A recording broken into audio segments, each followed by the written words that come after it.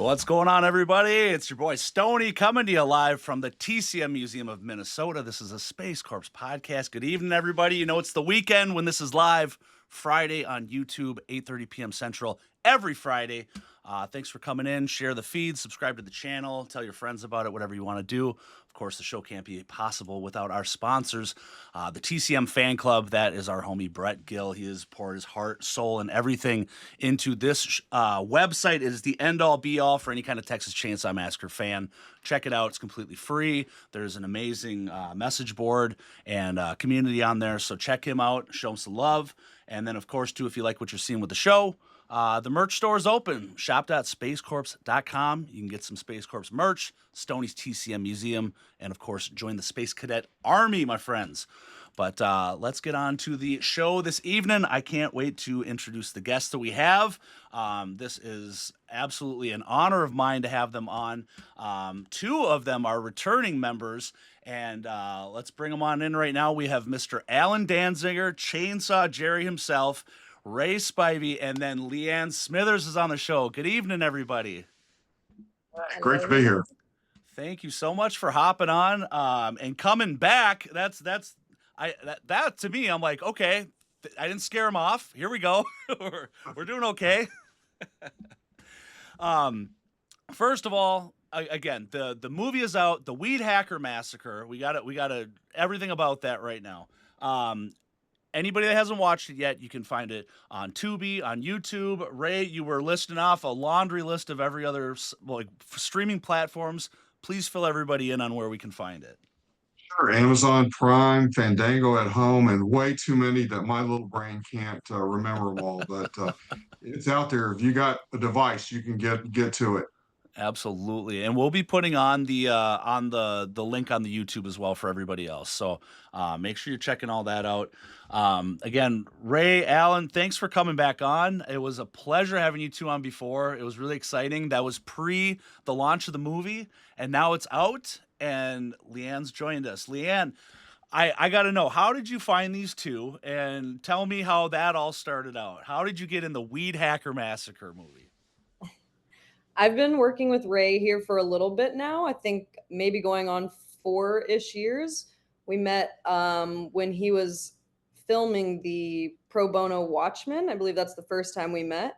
And he handed me a card, which was kind of funny because I thought it was for his next movie, but it was actually for his previous film. But he ended up calling me for his next film that he did make. So we've been connected for a while, and he's been keeping me in the family. He's a good man, enjoying it. Excellent. Are you down in their area? Where was this filmed at, I guess, is a good question. Whereabouts? Yes. We're in the Austin, Texas area, but we did a little bit of surrounding area when it came to filming. Okay. All right. So at least the travel wasn't too far. Everything was kind of close. How long did it take for shooting this? I mean, was this a labor of love over an extensive amount of time, or how long did this take you guys? You know, we tried to stick to the original shooting schedule. Was about 19 days, which is pretty good for an indie. And we had to come in and do some other days to make up and pick up because we had some thunderstorms come in and things like that got us really there at the end. But overall, it went really well. And we shot, as Leanne said, in some of the surrounding areas, including Bastrop, which is kind of becoming more of a film capital of Texas. They're building a lot of minor major studios out there. And so the industry is really growing. That's excellent. What do you think draws it down there? Is it just the climate of everything? Is there a little bit more freedom for, just permits and site locations? It's just a bigger, vast area? Or what's the draw for that?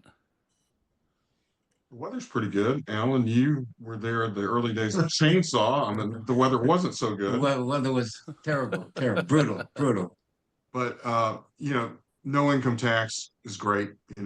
and they're starting to actually get some money involved. The legislature did a large grant this last time to entice filmmakers and productions and everything. So, but you know, I think you ask almost any kid in America, a young person, and they want to go to Austin, Texas. It's the hot spot because of It live music is. and everything like that. Yes, yeah, and all the buzz and comedy and podcasters and all that moving on down there. It's sure seems to be quite the town now. Yeah. Now, I had on last week. I had Steve Merlo, who was the he wrote and produced the Sawyer Massacre. It was kind of a fan film, hour and a half long movie, and we were talking about something that was really interesting to me that I didn't know when it comes to more like indie films and productions of this size. I didn't realize how stringent still like the labor laws and things are with that, with kind of the Actors Guild and all that. And then I found it funny when I was rewatching the Weedhacker Massacre the last couple of days, and the one gal's got her, or I'm not the gal, but the one guy, he's got his producer or agent next to him talking about, well, hold on, your health insurance and this and this, and I was like, Right. man, it's just I'm so oblivious because I'm not on that side of it, but Yeah. is that really like hard to abide by all those laws, or are they pretty like fairly fair and simple to make sure you're in check? Sure. Well, Mike Reyna, who is also our set photographer, plays Marty Reyna, big Okay. genius use of names here, and he plays the agent there who's threatening to shut down the film if his actors aren't protected and everything like that. Yeah. But the big thing in any of this is, do you, when you have an indie film, do you go SAG, Screen Actors Guild? Because then the rules get a lot more stringent. My first film was that way, and it's the paperwork, the timesheets, and they just want to make sure the actors are protected. They'll do a set visit and everything. So yeah, it's a little more work to do a SAG.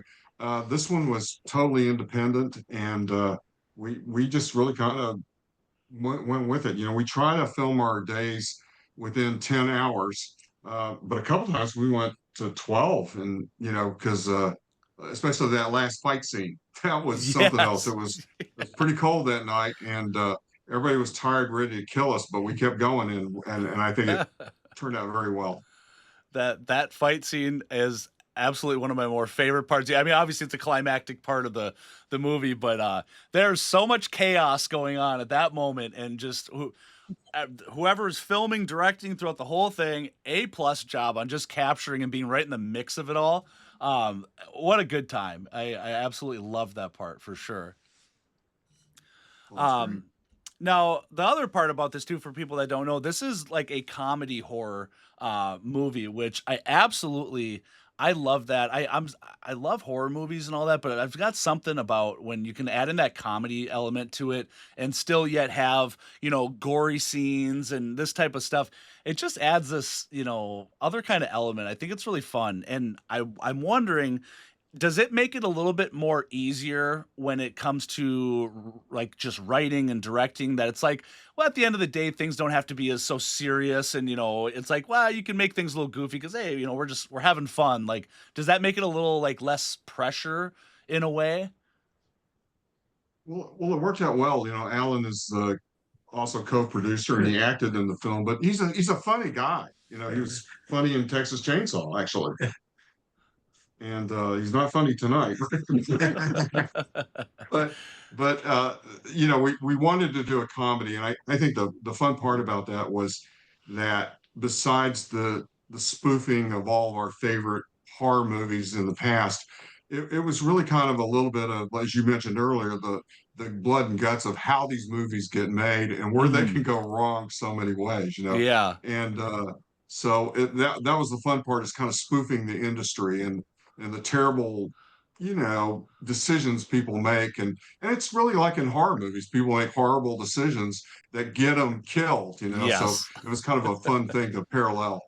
I mean, And the tagline is once you stop laughing, you'll start screaming. yeah, I love the name Sheriff Danziger Shoes, just for a good play on your last name and all that. I thought that was absolutely excellent. What did it feel like, Alan, to be back acting again in the movie? Was it just like riding a Um, bike? well, yeah. I mean, it was a little a little more than that. But I was on Ray. I met him a few years ago, and he asked if I would be in this a movie called Storage Locker, and so he brought me in, and that kind of went okay, and he was just a pleasure to work with, and then we got to know each other, and we threw out some ideas about loosely about my character and Mhm. what might happen to him, and he then just went off and wrote a terrific and funny screenplay, and lo and behold, it happened. It's rare that something like that does happen, but it did happen, and it turns out that a lot of people have seen it and are enjoying it. Now, as far as the name Dancing Shoes, there's an interesting story about that. Yeah. In that I had a good friend here who's has since passed on, but he had trouble pronouncing my name. So every time he saw me, he said, "Here comes Alan Dancing Shoes." Ah. So that's kind of like an homage to him. I said, "Well, what about Sheriff Dancing?" And people are getting a big kick out of that. So it's Absolutely all good. excellent. I love it. Leanne, is that your first time doing any like on-screen acting and things like that, or what's your, what's your resume, your history? This is not my first one, but it was one of my bigger ones, whereas I had more lines. So I've done a lot of background, and Ray's actually the one that's brought me in mostly to have roles with lines. So each film he does, he kind of has been giving me a little bit more to go kick at. And I guess I'm doing all right because he keeps inviting me back. Doing Nice. great. That's Thanks. excellent. Well, Well, I well, thought actually, I she yeah. was. Oh, go ahead. No, no, I thought it was an excellent job. I really liked the acting throughout the movie. I thought you have some really great people doing, just, all their roles. But yeah, I don't want to give any spoiler alerts to, the longevity of your character or anything, in the movie. But yeah, it was great. You did a great Well, job.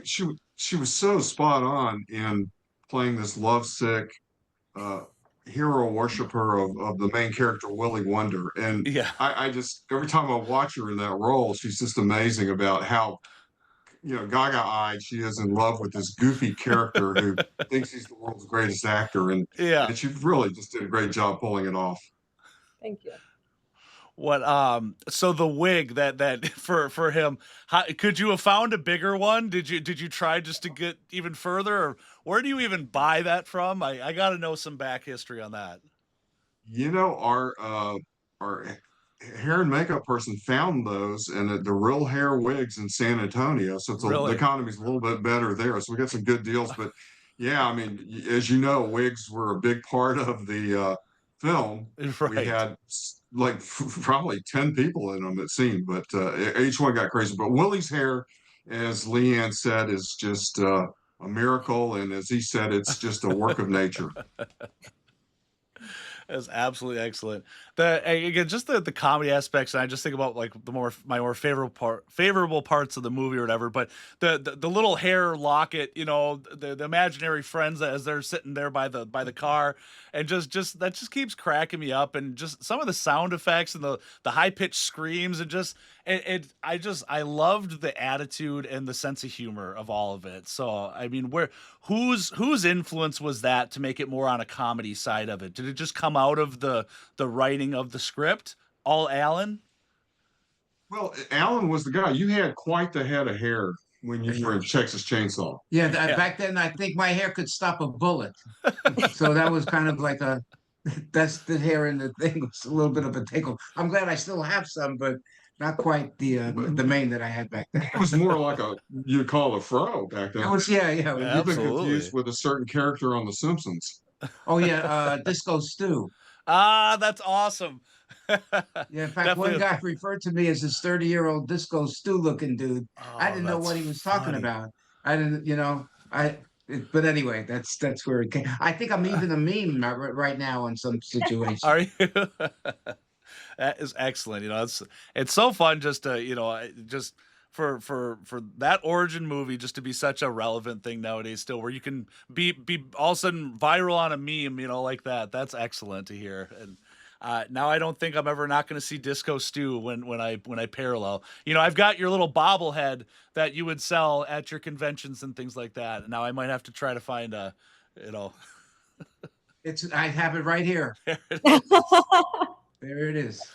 Now your bobblehead's in the Hall of Fame. And actually, I think it's in the Milwaukee Hall of Fame. I'm up there with RBG, Ruth Bader Ginsburg, Bernie Sanders, and I Really, think Albert Einstein. So I'm in as good you should company, be. Absolutely. as I should be. How hard is it to find a bobblehead, producer? How do you know what I mean? Like when you think like merchandise, I know where to go for shirts and that. How do you find somebody for bobbleheads?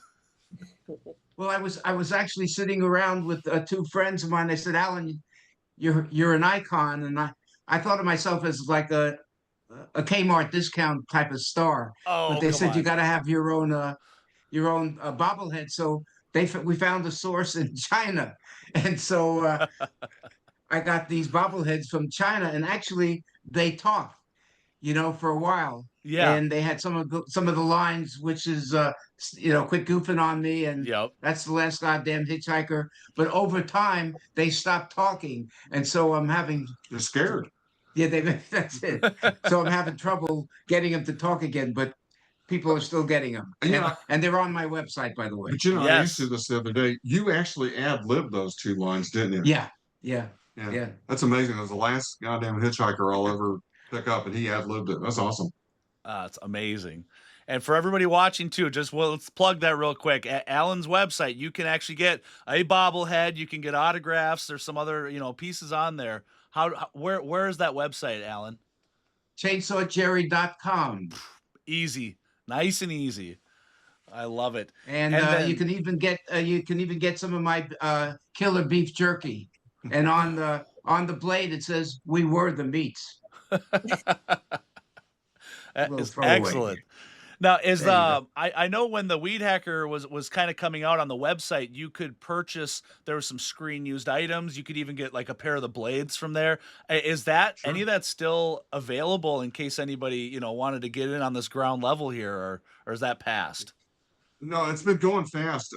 We've got to renew and put some more items up because I've actually been busy with a couple of folks helping shipping stuff out. We just shipped out 2 signed scripts yesterday. So, Oh, cool. but we do have some blades, Coffee mugs. coffee mugs, and all that other stuff. But in terms of the actual props, though, we sold a couple of the weed hackers. There were probably about 5 different ones we used, and everything from a couple high-powered gas-powered ones, which were scary as hell. I remember when we first saw that, and he revved it up, and we were all terrified. And of course, Sean Reyna, who plays Poker Face, is like 6'5", 290 pounds at the time. He puts on the mask, he's got the hair, and that weed hacker going full blast.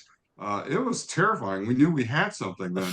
But yeah, the weed hackers, we just had to have so many of them because you wanted to mainly provide safety. You didn't want to just come in there with a high-powered gas one each time. So we had an electric one, a couple with wooden blades and things like that.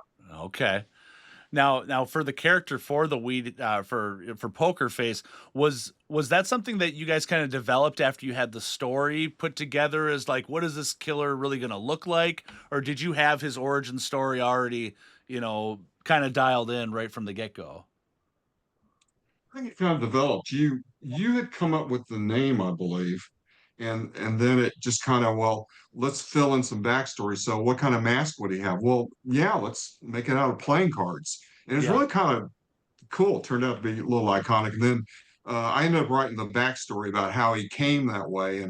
And we have Levi plays young Poker Face. He did a great job. And of course, he loved the game of poker and got a little deformed by some angry losers in the poker game. Yep. And that kind of set him on his path. It's great. I think that mask it's excellent. It's such a unique, just a way to put into the character of it, because I just feel like once you throw like massacre on the end of something, you're already gonna kind of have like like a pre-notion that like I think I know what this is gonna look like, and it really is very different. So it was excellent. I think it was a really good choice you guys all chose there.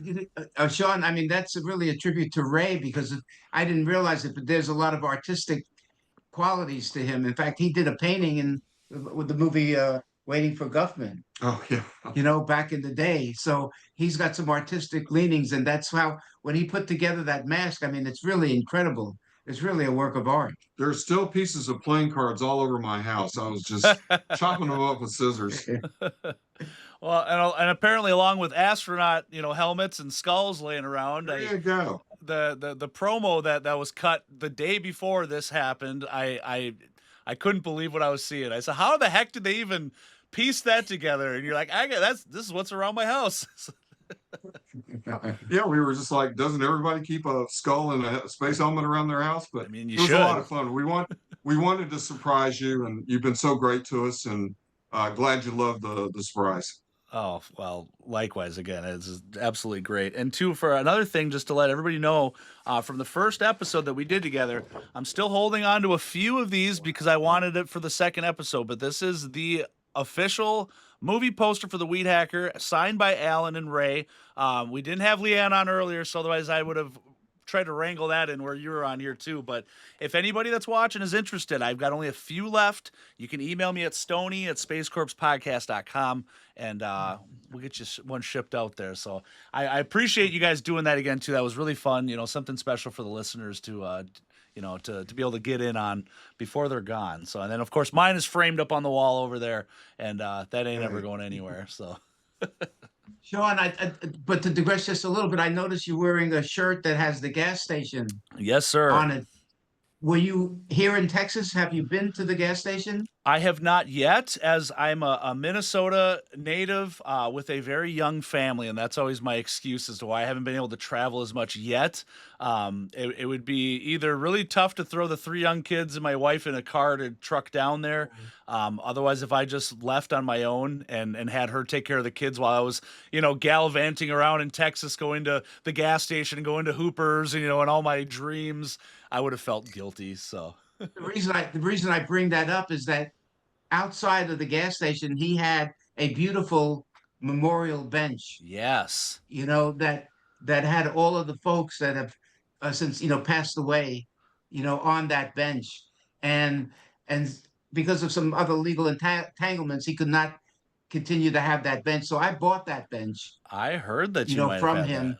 and it's now in Houston at the Lone Star Heroes comic book store. And as people come in Really? and see the bench and take photos, they are making donations, to different charities that will be, sending the money to. So That is just an amazing. interesting story. I heard that you had picked it up. I didn't know that it was, available for, for fans and all that to see. So that's amazing. Well, I'm glad that you did that because, it's definitely kind of a sensitive subject there with, with the gas station, having to, kind of cease But and it's desist. a beautiful bench, and it's really a tribute, to the folks Yeah. that helped make this movie the classic that it's become. Wow. That's amazing. So then are you bringing that, do you ever have plans of bringing that to conventions or like, I think, wasn't that at Hoopers for a minute when, No, for the no, no, 50th? Okay. no. It's so heavy, so it's not something that's easily can Oh, be moved sure. around. But people Wow. are coming to Houston to his comic book store, and they're really getting a big kick out of it. Wow, that's excellent. So at Hoopers now, and for anybody that's watching that's not up to speed, but this is the actual house from the original Texas Chainsaw movie. They relocated it and they've renovated it and actually turned it into like a restaurant. And it looks like it's on a beautiful piece of land. It's and It is. and And they have cabins, they have railroad cars that you oh, can cool. stay in. It's become a destination. That And is we've been out amazing. there, I think, the last couple of years with the rest of the cast that are, still ambulatory, not drooling or in diapers. So we have a good time when we get out there. I love that you all still do that and get together. I mean, I just saw with the last one, you had Ed and John and and Terry came out, and it's amazing to see. We're a vanishing breed, so it's just My how it is. So one of our young up and coming artists, his name is Quinn, and he goes by Grim Grinner Studios. He actually made me this Monument Man custom and things like that. He made a full size grandma from the original movie, and it's actually in Hoopers in the probably in the upstairs on there. But it was Oh just wow. Okay. it's just so Yeah. cool to see, just again, just the love of everything for what you've done and and help create, and then still to this day, we're still talking about that, and I don't mean to make this podcast on Texas Chainsaw, but I gotta definitely just share the love and the respect, and and say thanks for everything there. But if anybody hasn't ever made it out there yet, I'm planning on going someday, and it seems like a really nice thing they got going on there. We'll do, and we'll take you out to dinner here in Austin if you come by. So we'll Sounds look forward good. to it. So great. I'm not picky on what kind of couch I got to crash on with you guys, so you just let me know where it's at. I'll keep quiet. You got it. So, Leanne, you were doing some of the social media for this and stuff. I'm always kind of curious on like a marketing aspect like that. Is that something that you is that another part of your expertise, that you're kind of a marketing side too, or did you just start to dabble? Say, I got some Facebook accounts and I'll start putting things out. I guess a little bit of both. I did kind of go to school for that, and then within the jobs I do, it's a little bit of part of that. But it was during COVID. I had just finished a photography job, and I wanted to keep practicing my skills. So I took pictures of my cat every day, and he slowly started gaining like a ton of traction online, and ended up Really? with thousands of followers. And I believe that Ray saw what I was doing and said, "Hey, like this is going well. Like let's see if she can do it for a film." And he gave me the opportunity, and it was really exciting to work with humans instead of animals, although I do love working with the animals. But yeah, it was a great challenge to put the skills I had learned for the past few years into a film. So I really enjoyed that, getting all the like behind the scenes shots and combining them into either something funny or just trying to tell a story through that. It Yeah. was really enjoyable for me. So are you the one that's making like all those memes and everything I see under the Weed Hackers Facebook account? Or are you I responsible for that? I was in up until about midsummer this Okay. 2025. So in about until the movie got bought, I was working under them. Yeah. That's awesome. I And Leanne, it's you've got yeah. Leanne has an announcement. She's actually taking over social media for a very famous horror icon. Are you? Who could it be? Sir Alan. All right. Yay. Chainsaw Jerry. He's Chainsaw coming to Jerry. the rescue. He's coming to the rescue. So yeah, that I'm just excited got about it. ironed out yesterday. So Oh, I know excellent. Alan's thrilled. She's going to be running his personal pages, and Chainsaw Jerry, you got quite a following on Facebook and Instagram, Yeah. right? Oh yeah, yeah. Oh, And excellent. hopefully we'll be on TikTok That's right. eventually. Nice. Oh. Oh, well, some of these are going to be clipped, just full discretion, because we run these on the TikTok for finding the new followers and all that, and like I said, all this stuff I'm just kind of learning how to navigate through, and I never thought I'd be on TikTok before, but hey, that's where everybody's at, and it's all about spreading the love, and especially trying to just inform everybody on these projects we have going on. So old dogs learning new tricks too myself, but no, that's amazing. And the one thing that Leanne has such a talent for, she's really a filmmaker in her own right, in that she can put something together, and it's so fresh, a lot of fast cuts, and it's just so snappy, and it gets viewers for us. And so I know Alan's thrilled to have her take over his Facebook and Instagram and TikTok pages. Thank Wow. you. Oh, that's cool. I'm really interested in all that again, like just with this, this show and doing that myself with it. It's like you start to realize all the real work that goes in behind the scenes on that. How long it can take just to, let alone make pictures and memes to small clips and all this and the editing and and then you just throw it out there and some of them flop and you're like, okay, all right, next one, and then sometimes all of a sudden you see it hits, it's a big success. You're like, that one, that's what everybody liked, like. Okay. Literally. The one you put all the time and effort into, it's Yeah. like 0 views. And then like the silly one, it's like, whoa. Oh man. That's the Do you interesting part. do you find it's more successful when you're on like multi-platforms for doing all this advertising?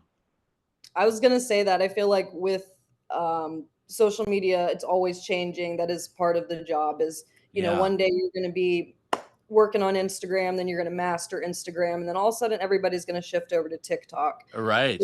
The one nice thing is that most platforms you can share media like cross Yeah. postings. If you're Yeah. logged in, you don't always want to be posting the same thing, but that is a really helpful tool we have as Yeah.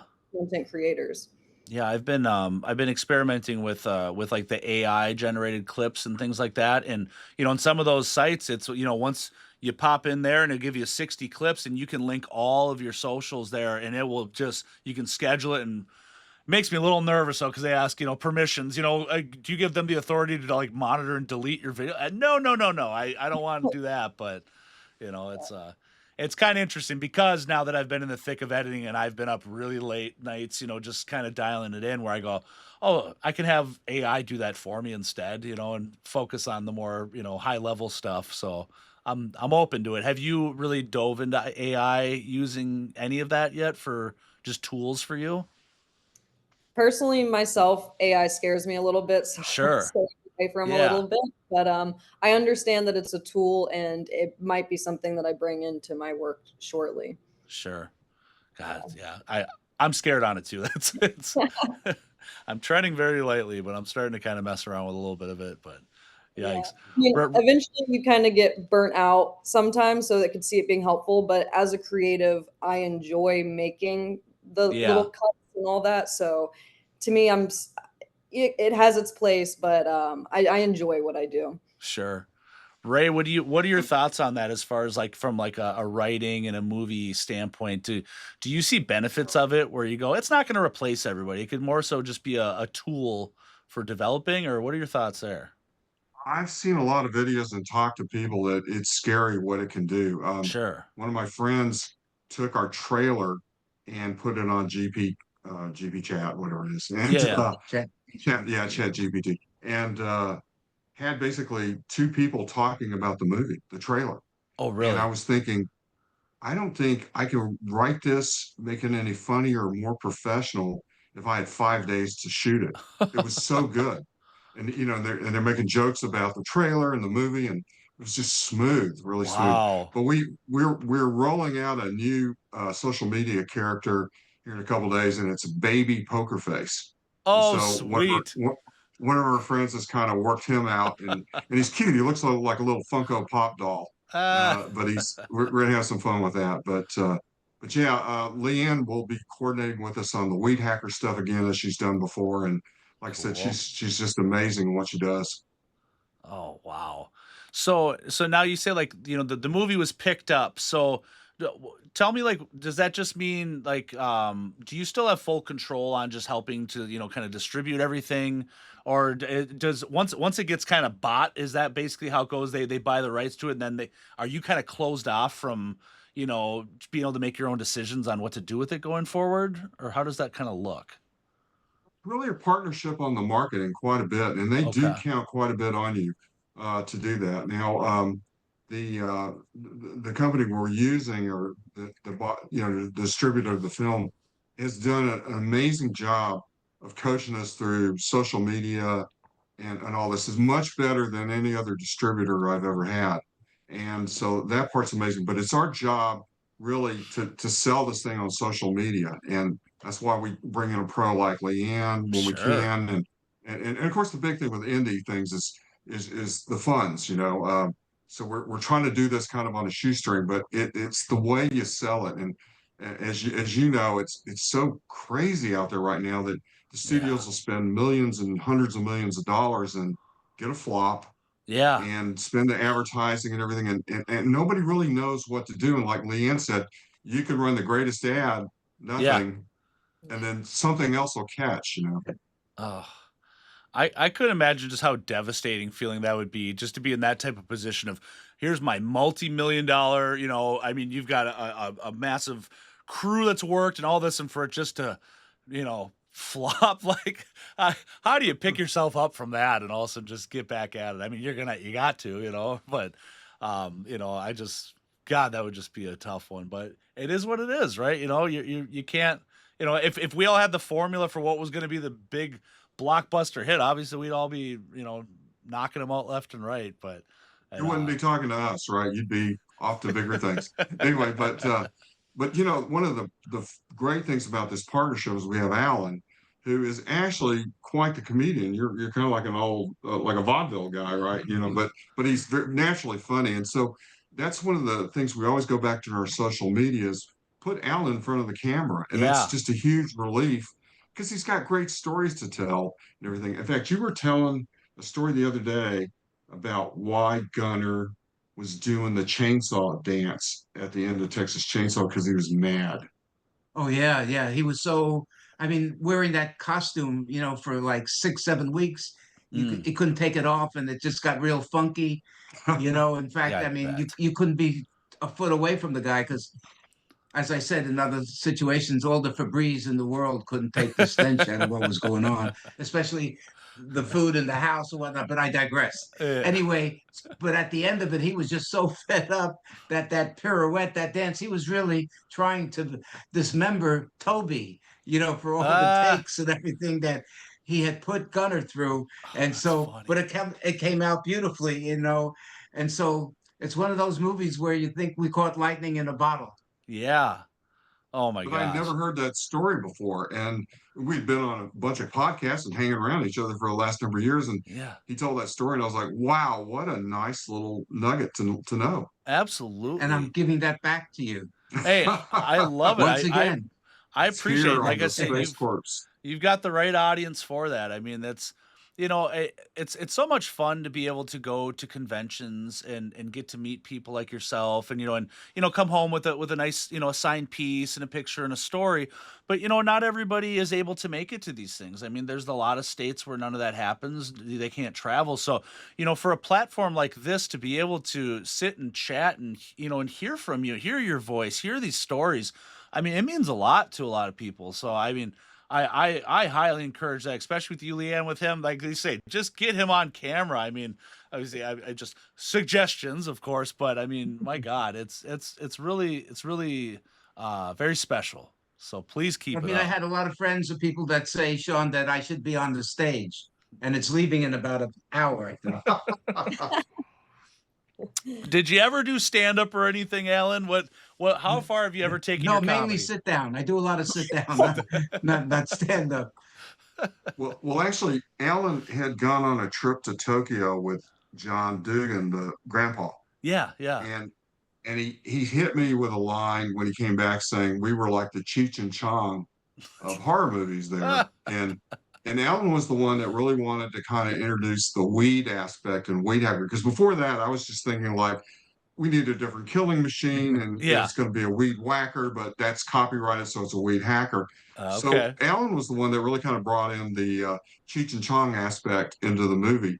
And we have gotten some amazing reviews about people saying this is the perfect movie to go get stoned Yeah, I bet. with, and it just adds a whole new dimension to it. So, but originally that wasn't in the cards, and then so we wrote backstories about the Gunters being living in the illegal weed capital of Texas, and all the weed got stolen, and so they're trying to barely get it back, and it made for a lot of fun.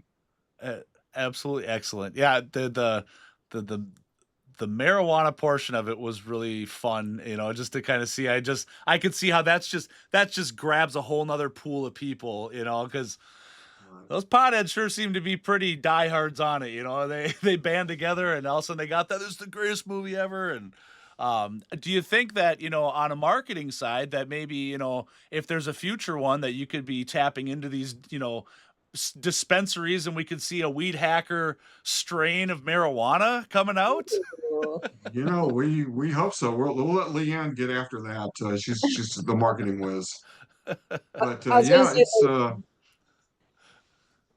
go ahead. Go ahead. I was gonna say the one hard part that came with that was we got a lot of like roadblocks with it on social media using the word weed. We get like Oh, banned and shadowed from a lot of people. So I think it's a really? great idea to continue forward, but we might need to use different words. Yeah. Well, that's funny because that's like when you see people, having to kind of write it out in text and code words so you're not getting flagged on algorithms. It's God, it's just it's you really have to put some thought into that type of stuff too, because yeah, like you say, all of a sudden, like why are we banned all of a sudden? It's like, oh shoot, because we said this. Like Yeah. I used to go live on TikTok when I used to multi-stream this, and I had to stop because a lot of the times there's some cuss words here and there being said, all in good fun. But I was telling just like a simple story of like me being in high school, and I just mentioned I was like, yeah, I was just a young dumb kid smoking cigarettes and this and this. And after I got done with the live, I looked. Well, TikTok flagged me for like 5 things, but one was tobacco use. You can't even Oh. talk about it. And I go, oh my god! I said I got to stop doing the live because I'm going to get banned off that, and that's not we don't want to lose that platform, and Not it's worth it. interesting. Got to really You're- read you're- that fine print. So we're on set, and one of the things that's really hard to do is find fake weed. And when you do find it, it's pretty expensive. And so one day, there's a scene where Pokerface is out harvesting weed, and he needs a big burlap sack. And I had left the damn sack at my house. And our director, Jody Stelzik, says, I bet if you take a collection from the crew, you're going to have all the weed you're gonna need. So he's probably right. So some people that are in the chat watching right now too. So and we're just now live on YouTube. So it's fun to go from here from Facebook where I knew everybody by name and now it's everybody by their username. But Master Diz says woo Leanne, you got a fan there. Steve Reed says he just watched the Weedhacker Massacre. It's friggin' hilarious and he loved it. And then we've got CJ Robles 2.0 says hashtag hack the weeds. So there we go. Maybe there's some new. So what's the next plan here? Are you on to some new projects, or is it like out of respect of the body of work you just put out, there's a grace period where, hey, we want to do the interviews, promote and all that. We don't want to take the attention off. And Well, Sean, I guess I could tell him we're also launching a contest for the person who has watched Weedhacker Massacre the most times. All right. And can send in along with like any 2 labels from any Ovaltine product. and the winner will win a dinner for 2 with Chainsaw Jerry in his van, the original or the same model van that I drove in the movie Down by the River. So that's something Excellent. that we're going to be launching. What does second place get? 2 dinners with Chainsaw Jerry Down by the River. So we have been hit with interest in a sequel, and we've kind of had lunch and laughed about that. And you saw that at the end of the movie, it talks about the sequel. Yeah. And so we've laughed and written some notes about it. And if we go there, we think it might even be funnier than the original. It's got some real great potential. Leanne, I don't know if we can bring you back in that because something happens to you in the first one. It happens in all the time, though. I know. Brought back. Maybe her evil twin comes up. Yeah. There you go. Figure it out. We'll figure it out. But yeah, in the meantime, just been working on some other things. I've got a short film we're going to be shooting in April that's a different take on a vampire. And Leanne's actually in that one. She plays an attorney who's also runs a true crime podcast, which is something you might want to look into, Sean. Cool. And then working on some other scripts and books and everything. And Alan, you've got some things coming up. Well, actually, I have a Cannibal Comedian is out, and I do the voiceover at the beginning, which is an homage to how Chainsaw started. Okay. That John Larroquette did. Yeah. So I've got that, and then I'm in the first movie, Eggshells, and you can watch that on YouTube. And that's how I got into Chainsaw, is because of whatever happened in Eggshells. That's another story I won't get into. Really? And then there's also a documentary called Chain Reactions, and it's about different directors like Patton Oswalt, and they use clips of me and some of the other cast members, plus my dinner with Leatherface. That's also on I think Tubi, and it's a great documentary. And if you didn't know who Gunnar Hansen was, you'll fall in love with the guy. He was just a prince of the Absolutely. guy. Yeah, yes. And on this show, we do a lot of unboxings and reviews and things that are related to, horror. So, just recently, I got a hold of the Chainsaw Reactions, which but Dark Sky, put it out. It's beautiful, and I don't know if they had sent you the final product of it, but the No. DVD is actually it looks like a hardcover book, and it has a booklet page, all these beautiful pictures in it. Amazing presentation. They knocked it out of the park with that. And yeah, the Dinner with Leatherface one too. I mean, it's just uh, absolutely And awesome. also the on Netflix, that the Ed Gein story, they Yes. take a scene right out of, and they're calling my name throughout. Jerry, he's Yes. gone. He's not happening for him. So that monster, so yeah, the Ed Gein, I had on Richard Halpern, who played Jim Saito's cook in that. So he was on the show a couple of weeks ago, and then I actually have Brock Powell coming on, who played the Leatherface in the Ed Gein Netflix thing. So I'm all over it, man. If it has any inkling to do with Chainsaw, they're coming on the show. No, the cast members, they look, I mean, Kim Hinkle, the guy that plays Kim, looks like him, the guy that plays Toby. They did a Toby. masterful job, Yes. in casting it. And I kind of spoke on that before, that it's really interesting because there's such a following with just TCM that, there's a lot of critiques, right? Oh, it's not like the original. It's not like this. Well, this seemed to be a way that was kind of uncriticized because it was such a surprise to everybody, also for these clips to be in this show. And I think everybody was blown away with how beautiful they did a great job of it. I mean, they really Mhm. paid homage to it just perfectly, and it wasn't long, just a nice couple of snippets throughout 2 episodes, and it was a great treat for any TCM fans. So I'm glad you've seen it. Some of it, yeah. I know John Dugan, when I was talking with him, he was hoping to get on the. I don't know why they didn't ask me. I'm around. I could have done it. I'm Grandpa. Yeah. Well, Oh, excellent. we had tried to get John to come in and had written a part for him in Weedhacker where he Oh was going to yeah. be Sheriff Dancing Shoes deputy. Oh, So all okay. this was like a dialogue, between the two of them, and it was really a nice throwback to, their old days in the horror movie and Yeah. everything. And then John had what, hip surgery or A knee something? surgery. Knee surgery at the last minute, Sure. and we had to rewrite the part where Alan goes solo as Sheriff Dancing Shoes. Okay. Well, this is why I love this show, because these little tidbits like that would have never known. That's excellent. What and anybody else we should know about that didn't make the cut, that was a potential? Before she passed away, Shelley Duvall Oh, lives about an hour from here, and okay. we had tried numerous ways to get her. She had just filmed an indie called Forest Hills, I think it was called. It was like a werewolf movie, and I think that was all she could do. But we really had planned on, if there was any way to get her, Alan and I were going to go drive and meet her, and I'd written letters and sent emails and stuff, but just couldn't get her. And I think she was just probably, it would have been too taxing for her at that time. But you Sure. can imagine if we had gotten Shelley Duvall in the Gunter family as being one of the matriarchs, that would just been Oh yeah. But mind blown. but I want to give a shout out to Parrish Randall, who Yeah, plays one of the Gunners in the movie, and I met him at one of the Comic Cons, and he's just the sweetest, nicest yeah. guy, and he's just phenomenal, in this movie. Circus of the Dead and stuff. Circus of the Dead. He's been a lot of different movies, and he was really good friends with Joe Don Baker. I mean, he's just got some great stories, but he's massive. He's terrific in this movie. Oh, great. That's amazing. Do you have any appearances that you're going to be doing on the horizon here for 2026, Alan? Well, yeah, for sure. I think I'll be going to Maine. I missed it last year because I was having hip surgery, and Okay. now in about a week I'm having my right knee replaced. So I'll be bionic and you Hey, know new ready to parts. go. New So parts are always a good thing. the sky's the limit. Yeah.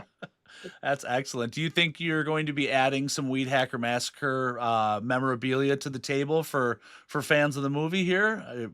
We hope so. Yeah, we'll do it. Yeah. I'll tell you what we'll do is we'll send you one of the blades that we used in social media. Okay. And you can auction it off or give it away, whatever you want to do. And we'll somehow get it to you like we did last time. The postman may leave it like on your doorstep, or somebody might pick it up. You might not know, but it'll be there. That sounds amazing. I would absolutely love that.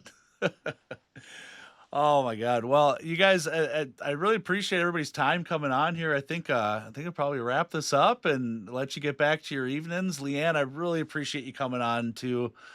This has been really exciting for me, having kind of 3 different guests at once, and just making sure we're kind of keeping everybody in the loop, and nobody's just sitting there, just staring at the screen. So I really appreciate everything that you guys have been doing. I'm very much looking forward to everything that's going to be happening as far as a social media presence for Mr. Allen via you. You're the perfect captain for the ship, so rest assured you're in good hands. Is there anything else we can plug here? I mean, obviously we can find the Weedhacker Massacres on Tubi, it's on Amazon, and everywhere else. Just Google the dang thing.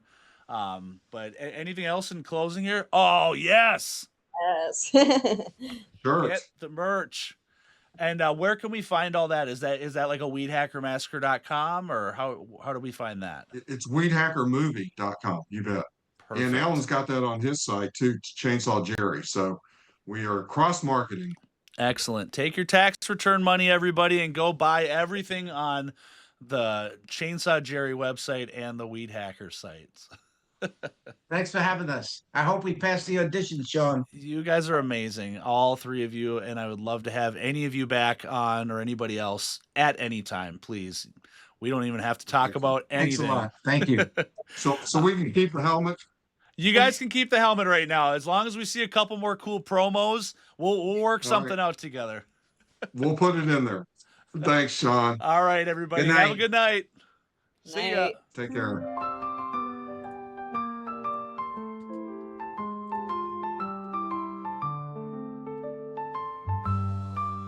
In the vast expanse where the cosmos sighs, drifts an ancient tale as old as the skies. A figure from stories now mythified, Space Corpse goes orbiting by. He once roamed planets, oh far and wide, but now he floats where the starships fly. No more breath in his chest, yet can't be denied the space cadet who died. Oh, oh, Space Corpse, in the void you glide, a spectral waltz in the galaxy's tide, floating free like a cosmic guide. Space Corpse goes orbiting by. Galaxies turn while he haunts with pride. No anchor to worlds, just space to bide. Gliding through stardust, no need to hide. This wanderer who never cried. In weightless silence where time collides, he drifts in dreams so amplified. Mysterious tales on mystic rides. Space Corpse haunts so dignified. Oh, oh, Space Corpse, in the void you glide, a spectral waltz in the galaxy's tide, floating free like a cosmic guide. Space Corpse goes orbiting by.